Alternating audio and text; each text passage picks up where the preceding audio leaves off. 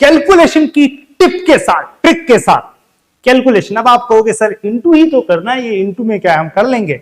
भाई बात इस समय स्पीड की है, बिकॉज स्पीड मैटर्स। तो आप कैसे गुणा करोगे वो तो मुझे पता है। पहले 8 को इससे, फिर इससे, फिर इससे, फिर 0, फिर 1, फिर ऐसे इंटू लगा के, फिर डबल इंटू लगा के फिर सॉल्व करोगे। भाई पुराने जमाने की बातें हो गई, थोड़ा नए जमाने पे आ जाओ और देखो। अगर आपको थोड़े बहुत पावड़े पहाड़े टेबल्स आते हैं तो, जैसे आपको पता है कि 6 इंटू 8 48 होता है, 6 8 जा 48, तो 106 इंटू 108 यानी उसी को आप 100 पे कितना तेजी से कैलकुलेट कर सकते हैं। ये देखो, इसके लिए आपको क्या करना है, कुछ ज्यादा काम नहीं करना है, बस दहाई दहाई तक चले जाओ अप टू टेंस और इन दोनों का आपस में गुणा कर लें। 06 इंटू 08 यानी 6 इंटू 8 48 हो गया, पहली स्टेप कंप्लीट। सेकंड स्टेप, इस 106 में जोड़ दीजिए ये वाला 08 यानी 8, 106 और 8 114। भाई हो गया यहां पे गुणा। आप कहोगे सर क्या बात है, मजा आ गया, लेकिन एक और बता दो ना, देखें क्या हो क्या रहा है ये। बिल्कुल मैं बता देता हूं आपको। यहां पे जैसे चलते हैं 8 इंटू 7 कर दें 56, अगर आपको आता है 8 7 56 तो कितना इजी है। और फिर इस 108 में जोड़ दें ये वाला 07 115, ये लीजिए, ये भी सॉल्व हो गया। इस क्रम को अगर आगे बढ़ाएं तो यहां पे अगर आपको आता है तो आता है ना 12 इंटू 8, 12 8 हाँ 96, बिल्कुल सही पकड़ा आपने, 96 लिख दें। 112 में जोड़ दें 08 120, ये रहा आपका आंसर। अब ये दो कैलकुलेशन आपके लिए हैं, आप जरूर से सॉल्व करना और कमेंट करना मत भूलना। जब भी होमवर्क देता हूं कमेंट जरूर से कीजिए, मैं आपके कमेंट जरूर से देखता हूं। और हाँ शेयर भी कर देना इस ट्रिक को। तो आपको इन दोनों क्वेश्चन को करना है। इस क्वेश्चन का जवाब बिल्कुल सही दोगे और इस क्वेश्चन में शायद आप गलती कर सकते हो। नेक्स्ट क्लास में बता दूंगा कहां गलती थी। फिलहाल तो अब मैं आपको ट्रिक्स की क्लास पे ले चलता हूं, यानी क्वेश्चंस पर ले चलता हूं। आज का सेशन का हमारा पहला क्वेश्चन, ट्रिक्स का खजाना #2, क्वेश्चन नंबर 1। परसेंटेज या मेंसुरेशन, क्षेत्रमिति, दोनों से कनेक्टेड ये क्वेश्चन है। क्वेश्चन आपका स्क्वायर पर आधारित है। ऐसा स्क्वायर मतलब वर्ग। आपको कहा जा रहा है वर्ग की भुजा साइड में 20% प्लस कर दो, तो बताओ इसके परिमाप में कितने प्रतिशत वृद्धि होगी। भाई 3 बातें होती है, ध्यान रखना। एक होता है परिमाप पेरीमीटर, एक होता है क्षेत्रफल एरिया, और एक होता है आयतन वॉल्यूम। तीनों के क्वेश्चन में आपको सीक्वेंस में बताऊंगा, लेकिन इस समय हमारा क्वेश्चन परिमाप के कंटेक्स्ट में। मैं आपको सीधे ट्रिक बताता हूं, क्योंकि प्रोसेस के लिए ये बातें नहीं बनी है, ये क्लास नहीं बनी है। अगर परिमाप शब्द आ जाए तो उस केस में आपको ध्यान रखना है, ट्रिक जो है सो है। मतलब जो वर्ग की भुजा में वृद्धि की जा रही है या कमी की जा रही है वही हमारा आंसर भी बनेगा। यानी जो है सो है, मतलब हमारा आंसर क्या है फाइनली, 20% वृद्धि होगी, बात खत्म। साइड में 20% वृद्धि करो, परिमाप भी 20% ही बढ़ेगा। अब कॉन्सेप्ट की जहां तक बात है तो वो तो मैं आपको क्लास वाइज और बता दूंगा, लेकिन क्वेश्चन जब एग्जाम में आए और आपको सॉल्व करना पड़े तो ये 1 सेकंड का क्वेश्चन है। कितना? 1 सेकंड। मतलब अकबर का पिता कौन है, 1 सेकंड में आंसर देते हो ना, वैसे कौन है? हाँ बाबर, अरे दादाजी थे, हुमायूं है। चलो आगे बढ़ते हैं। तो आपको यहां पे ध्यान रखना है, 1 सेकंड में जैसे जीके वाले क्वेश्चन का आंसर देते हो ना, वैसे मैथ्स में बहुत सारे क्वेश्चन है, बस आपको मेरे साथ बने रहना है। तो ट्रिक्स का खजाना वास्तव में खजाना नहीं है, भुजा में जितना बढ़ाओ वही आपका परिमाप में भी वृद्धि हो रही है। अब ऐसा क्वेश्चन बाद में ये भी आएगा, क्षेत्रफल में कितने % वृद्धि होगी, वो भी आपसे शेयर करूंगा। लेकिन इस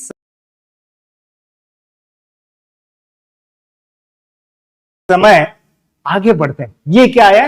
हाँ ये देखो, ये डेसिमल। अब आप कहोगे यार ये डेसिमल तो हम कर लेंगे, लेकिन डेसिमल जब आप करते हो तो फिर से एक वर्ड याद रखना, स्पीड मैटर्स इन एग्जाम।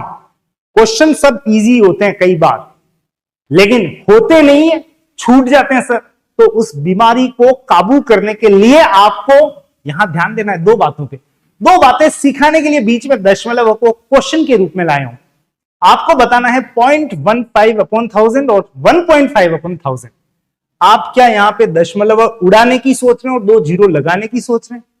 जैसे ही दशमलव उड़ाओगे धमाका होगा। नहीं नहीं, ऐसा कुछ नहीं करना है। मैं बताता हूं आपको करना क्या है। देखो यहां पे आपको पॉइंट अगर कभी साइड में हो, नीचे एक के बाद जीरोज हो, तो आप एक काम करो, पॉइंट को थोड़ा और धक्का दो। धक्का दोगे तो थोड़ी स्पेस बन जाएगी, पॉइंट को इधर ले आए और जितने जीरो हो बीच में उड़ेल दो, 1 2 3, बस बन गया आपका आंसर।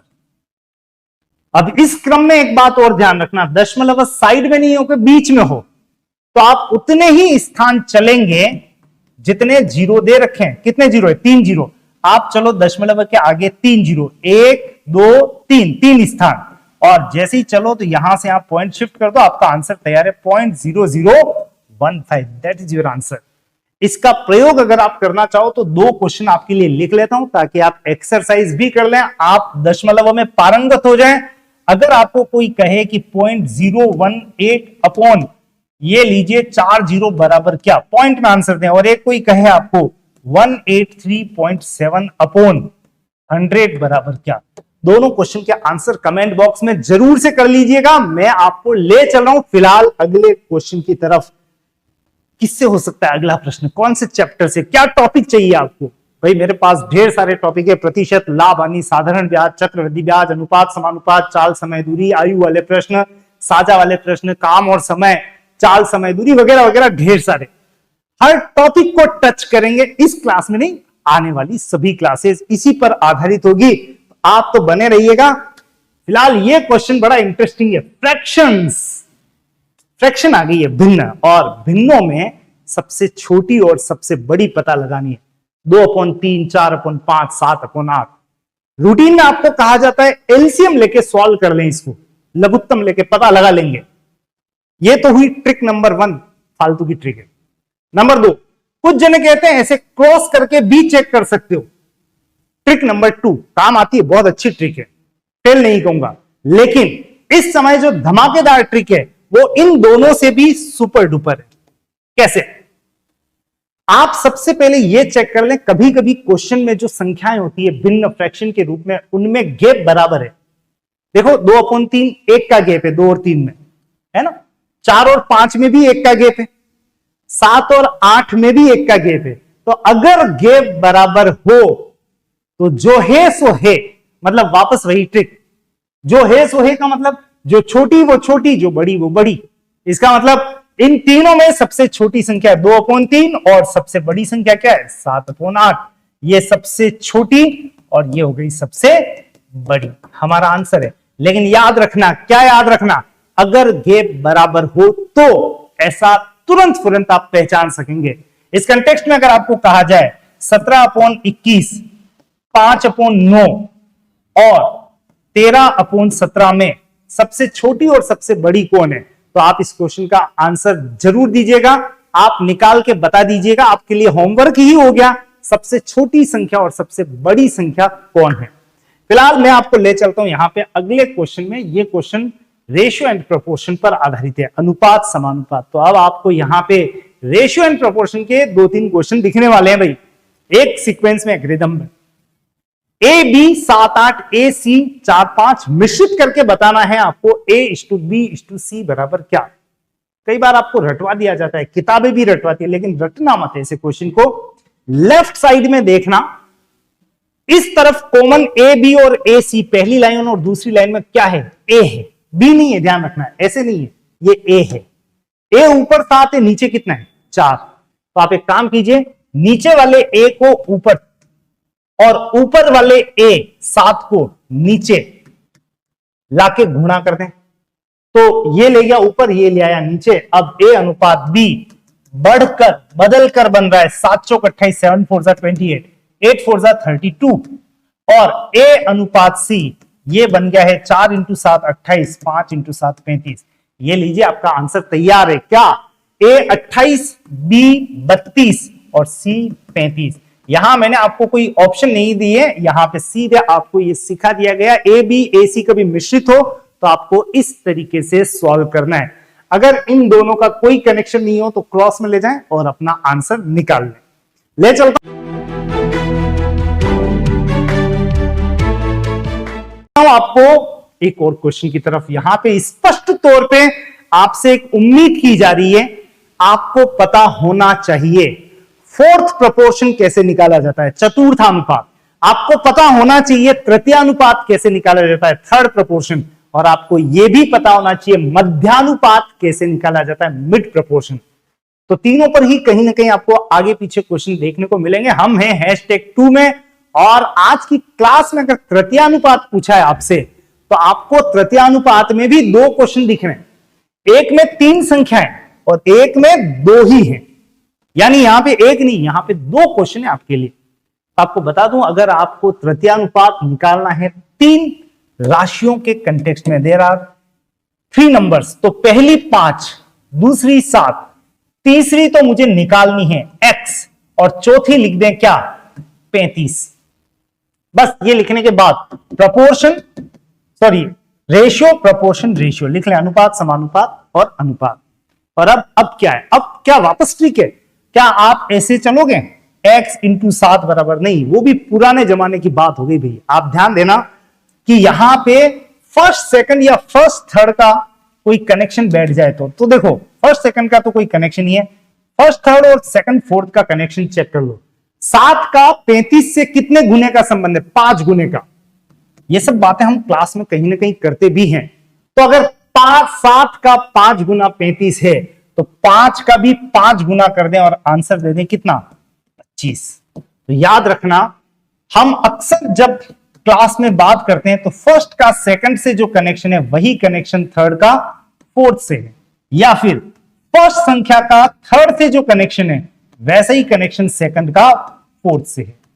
ये गहराइयां आपको और अच्छी तब पता लगेगी जब आप क्लासेस भी अटेंड करेंगे। लेकिन फिलहाल इतना ध्यान रख लें, कैसे भी हो ये लिख लें, 5, 7, तीसरा x, चौथा 35, 7 का 5 गुना 35, तो 5 का 5 गुना 25, आपका आंसर 25 है। अब अगला क्वेश्चन देखो, यहां पे तो संख्या ही 2 ही है, क्या लिखूं क्या ना लिखूं। तो आपको बता दूं, जब 2 संख्याओं के कंटेक्स्ट में आपको तृतीयानुपात पूछा जाए तो आपको क्या करना है, पहली 5, दूसरी 35 को 2 बार लिखोगे आप। कितनी बार लिखोगे, 2 बार, और उसके बाद यहां लिख दोगे x, यही मेरा तृतीयानुपात है, बस खत्म। तो इसको लिखने का पैटर्न आपको ध्यान रखना है। और अब रेशियो, प्रपोर्शन, रेशियो, अब भी सीधा चलेंगे। 5 का 35 से कोई कनेक्शन है, बिल्कुल है, 7 गुने का है साहब, 5 7 35, 5 7 तो 35, तो 35 का भी 7 गुना कर दीजिए और आपका आंसर तैयार है। गुना करो 35 को 7 से, 7 5 35, 21 और 3 24, ध्यान रखना आपका आंसर मिल चुका है कितना, 245। तो 245 इज आवर आंसर। चला अगले क्वेश्चन पे। ये थे तृतीयानुपात पर आधारित क्वेश्चन।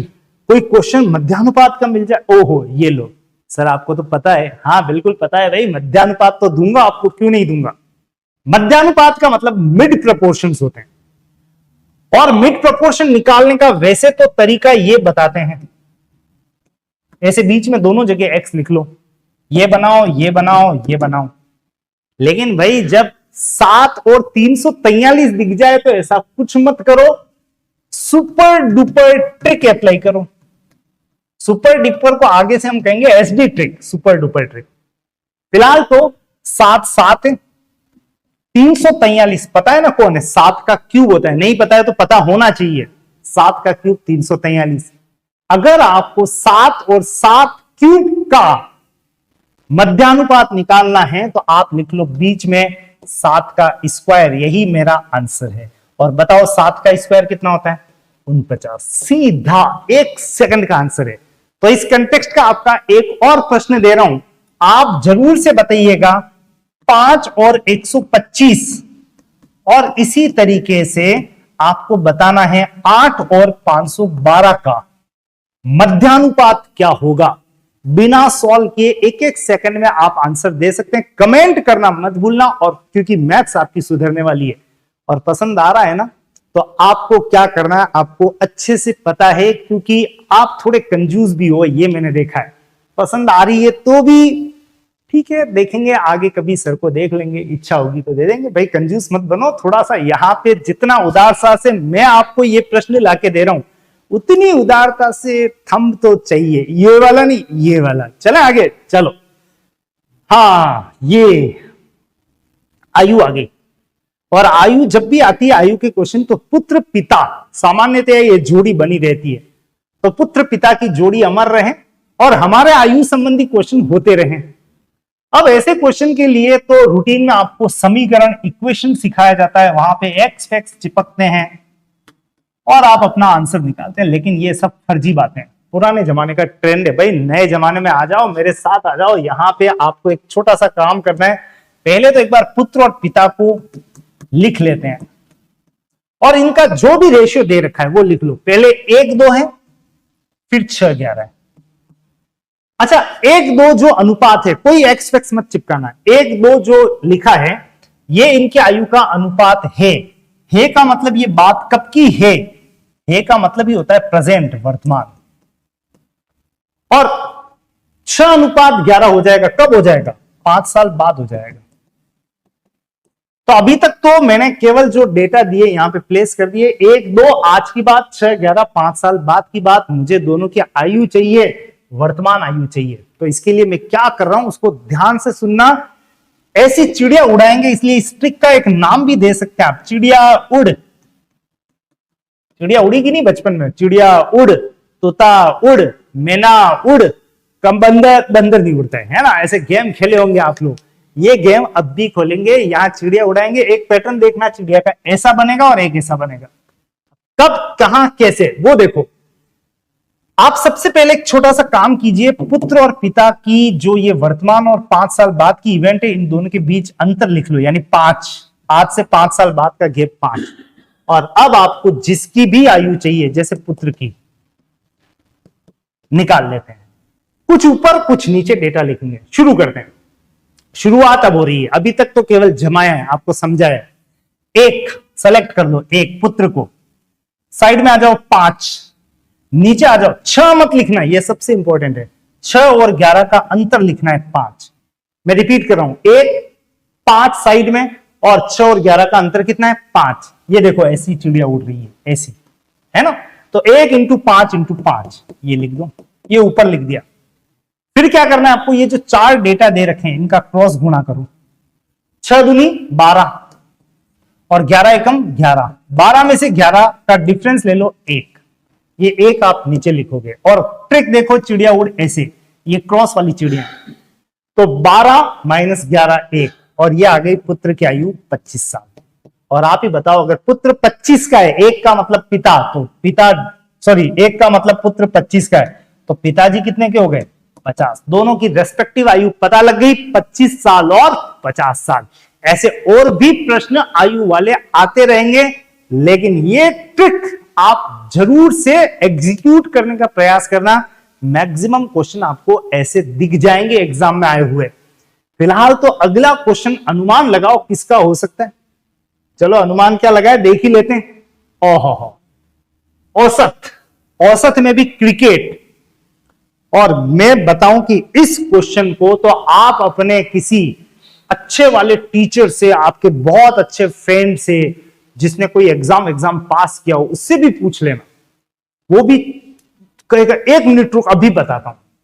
अरे काय का 1 मिनट, 2-5 सेकंड का क्वेश्चन है, अभी सॉल्व कर लेंगे। थोड़ी सी कैलकुलेशन है, ज्यादा कुछ नहीं है। तो आप ये देख लो, सबसे पहले क्वेश्चन क्या कह रहा है। एक क्रिकेट खिलाड़ी ने 30 पारियों में कुछ रन बनाए। 30 इनिंग खेला वो, ऐसे 1 2 3 आउट होता गया, ऐसे 30 इनिंग खेल ली। 30 पारियों में उसने कुछ रन बनाए। फिर 31वीं इनिंग आई, 100 रन बना लिए उसने। 100 रन बनाने से उसके औसत में या तो कमी होगी या वृद्धि। यहां पे दे रखा है 2 रन की वृद्धि हो गई। ठीक है साहब, आपको बताना है 30 पारियों का, शुरू में जो 30 पारियां खेली उसका औसत क्या है। ऑप्शन भी आपके साथ है। अब पहली बात तो ये कि कई जनों को क्वेश्चन समझ ही नहीं आया होगा। कोई बात नहीं, क्या फर्क पड़ता है, नंबर चाहिए। अगर आपका आंसर यूं आ जाता है टिक करने से, आंखें बंद करके करो तो भी बढ़िया है। नंबर चाहिए भाई, एग्जाम में नंबर। क्वेश्चन ये का यही छपेगा, यही आएगा, डेटा इधर उधर हो सकते हैं। तो आप सबसे पहले बताओ कि लास्ट पारी में इसने कितने रन बनाए। अब मैं आपको बता रहा हूं, सुपर डुपर नहीं, super super super duper trick है ये, मतलब सुपर ट्रिक है। तो आपको इस ट्रिक में क्या करना है, सबसे पहले देख लो लास्ट पारी में कितने रन बनाए, 100 लिख लो। ऐसा करने से औसत में वृद्धि हुई या कमी? वृद्धि हुई तो उल्टा माइनस लिखना, कमी हुई हो तो प्लस लिखना। यहां है वृद्धि, लिख लो माइनस। कितने की? 2 की, 2 और इनटू कर दो आप लास्ट इनिंग कौन सी थी? 31 में 31। आपका आंसर तैयार है। 100 माइनस ये आ गया 62 और ये सॉल्व किया तो आंसर आ गया 38। उसकी 30 पारियों का आंसर विद इन सेकंड्स तैयार है। कितना? 38। वास्तव में करिश्माई मैजिक है ये। आप इसे अप्लाई करना चाहें तो क्रिकेट के किसी भी क्वेश्चन पे अप्लाई कर देना, सबको क्लीन बोल्ड कर दोगे। मैं हकीकत कह रहा हूं आपको। तो इस जादू से थोड़ा आगे बढ़े। अगला क्वेश्चन